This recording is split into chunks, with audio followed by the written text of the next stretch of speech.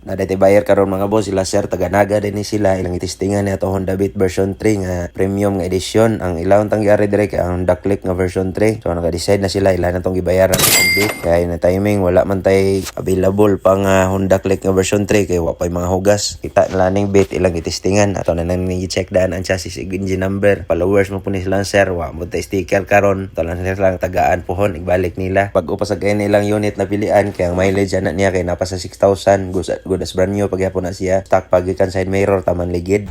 Boss, dapat. Bye. Bye, salamat.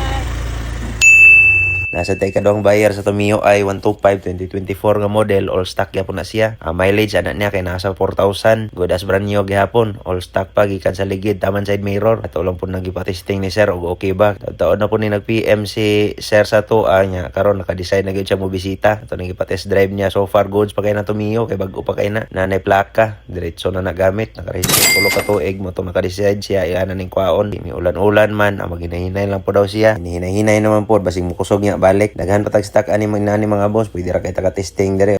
Sa nangitag motor diha i-visit lang atong page NF Motorcycle Cebu, NF Motorcycle Talisay. Salamat. So nice.